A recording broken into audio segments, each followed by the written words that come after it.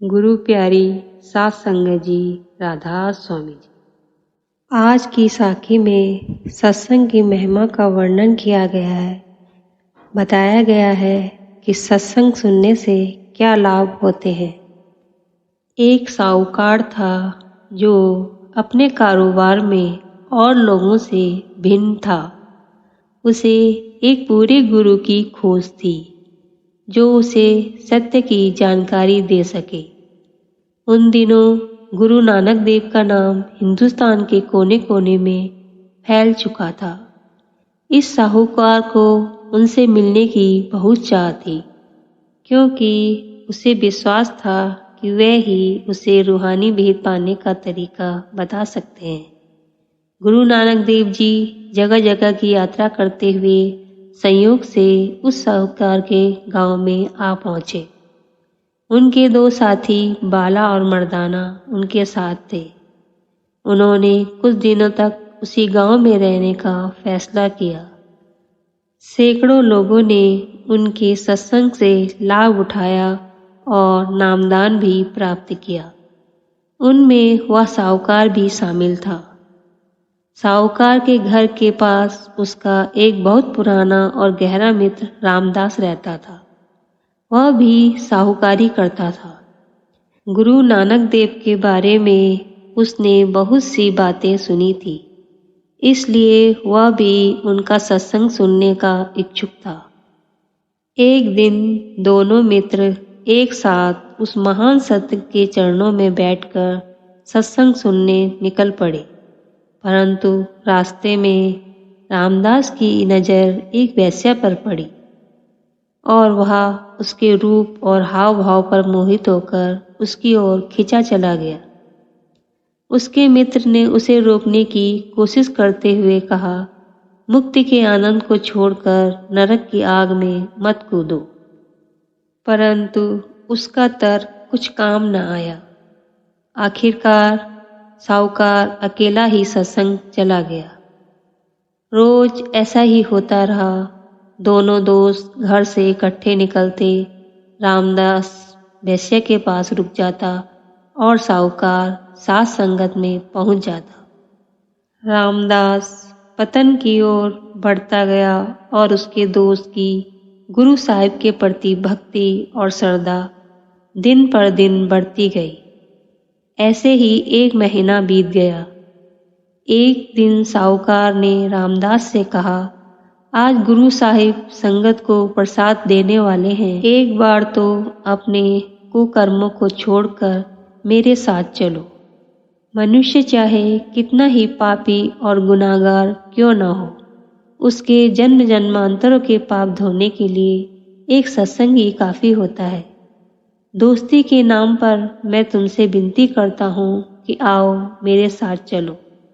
सत्संग में जाकर ही तुम समझ सकोगे कि संतों की संगति से क्या लाभ प्राप्त होता है और उसमें कितना आनंद प्राप्त होता है।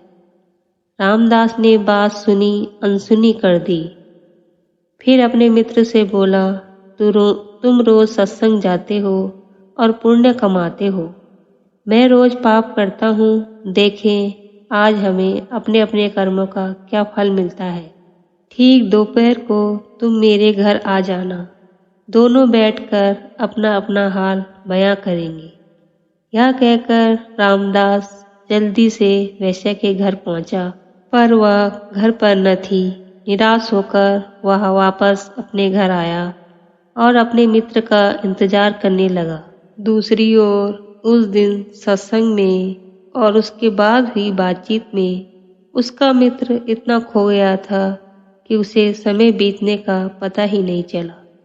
इसलिए उसे घर पहुंचने में उस दिन बहुत देर हो गई।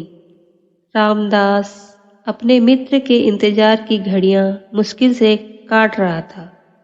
इसलिए रामदास ने अपनी छड़ी से जमीन को कुरेदना शुरू कर दिया। जमीन नरम थी, इसलिए मिट्टी निकल गई।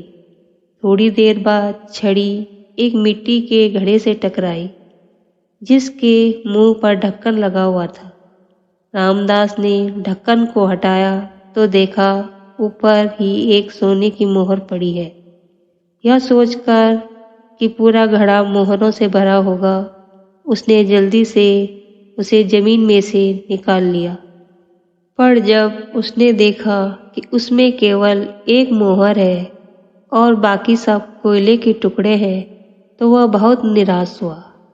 अपने को दिलासा देते हुए उसने कहा कि चलो, बिना मेहनत किए एक मोहर तो मिली।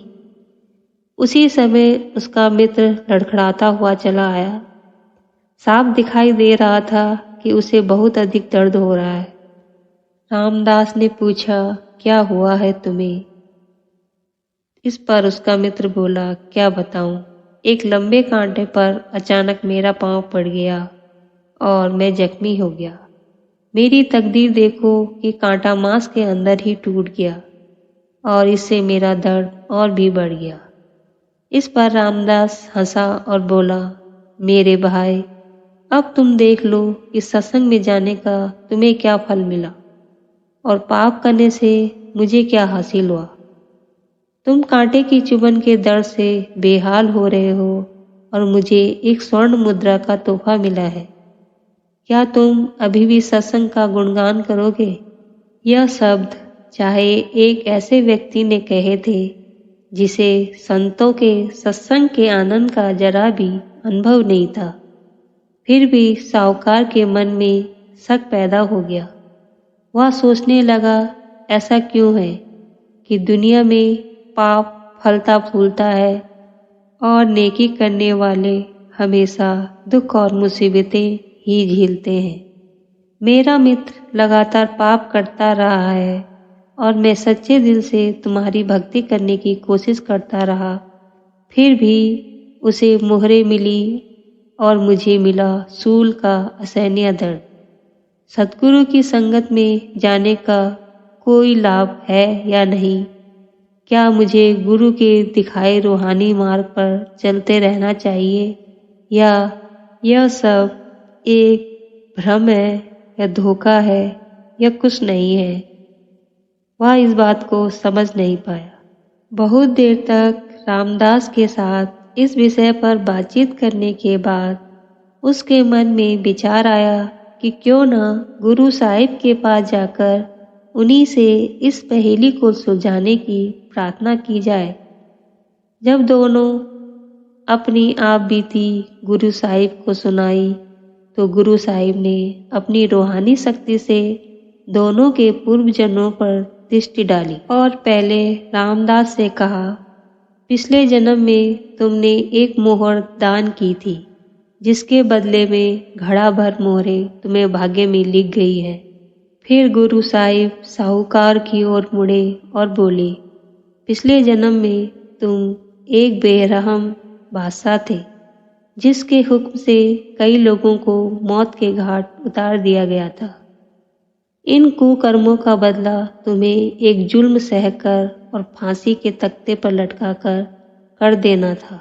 गुरु साहिब की बातें सुनकर दोनों उनके चरणों में गिर पड़े और अपने गुनाहों की माफ़ी मांगने लगे।